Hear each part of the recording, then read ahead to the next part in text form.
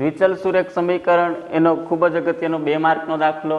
પ્રશ્ન છે 0.2x minus 0.3y equal to 1.3 અને બીજું સમીકરણ 0.4x plus 0.5y equal to 2.3. આને આદેશની રીતે ઉકેલો. હવે 0 પોઈન્ટ એટલે કે આ પોઈન્ટ દૂર કરું તો છેદમાં 10 લખાય, પોઈન્ટ દૂર કરું છેદમાં 10 લખાય, અને 1.3 નો પોઈન્ટ દૂર કરું એટલે છેદમાં 10. આ છેદમાં 10 એ કોમન નીકળે અને કટ થાય.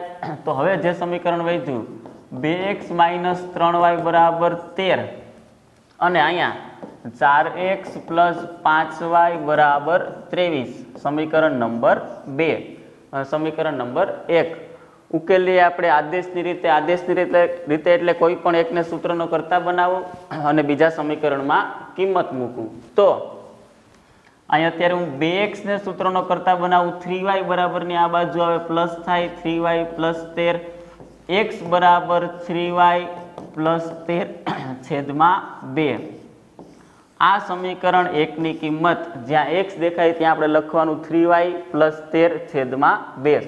સમીકરણ 2 માં મૂકતા 4x પ્લસ x ની જગ્યાએ આપણે લખવું પડશે 3y પ્લસ 13 છેદમાં 2 પ્લસ 5y બરાબર 23. અત્યારે છેદ ઉડે, 2 દુ 4. હવે આ જે 2 વધે એને અંદર ગુણાકાર કરીએ, 2 તેરી 6y, 13 દુ 26 પ્લસ 5y બરાબર 23. તો સાદુરૂપ આપતા 6 ને 5 કેટલા થાય? 11y અને 26 બરાબરની આ બાજુ આવે તો 23 માઇનસ 26 એટલે કે y બરાબર 11y બરાબર 23 માંથી 26 જાય માઇનસ 3, y બરાબર માઇનસ 3 ના છેદમાં 11. આ કિંમતને પાછું સમીકરણ 1 માં મૂકતા જ્યાં y દેખાય ત્યાં લખવાનું માઇનસ 3 ના છેદમાં 11. તો x બરાબર 3 અને y ની કિંમત આપણને મળી છે માઇનસ 3 ના છેદમાં 11 પ્લસ 13 ના છેદમાં 1 બરાબર 2. 3 તેરી માઇનસ 9 ના છેદમાં 11 પ્લસ 13 ના છેદમાં 1 આખાના છેદમાં 2. આગળ સાદુરૂપ આપીએ, ક્રોસ ગુણાકાર કરીએ, 9 એકુ 9 અને 11 ગુણ્યા 13 ગુણાકાર કરતા 11 ગુણ્યા 13 એટલે કે 11 એકુ 11 અને 11 તેરી 33. 3 4 1 143 પ્લસ 143 છેદમાં 11 ગુણાકારમાં 2.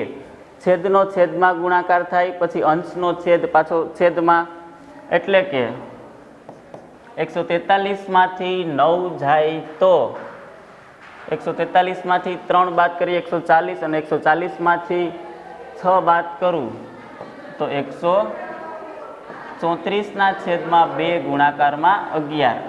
2 ગુણાકારમાં 11 એટલે આ 2 વડે ભાગ ઉપર હાલશે, 2 છક 12 અને 2 સત્તા 14 એટલે કે 67 ના છેદમાં 11. આ x ની કિંમત મળી. જોઈ લ્યો આખો દાખલો તમે એક વખત.